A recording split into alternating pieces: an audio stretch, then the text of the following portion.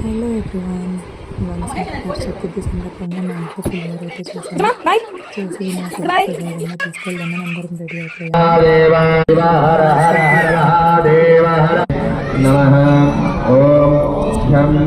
గణపతయే నమః. ఓం ఘం గణపతయే నమః. ఓం ఏకదంతాయ విద్మహే వక్రతుండాయ ధీమహి తన్నో దంది ప్రచోదయాత్.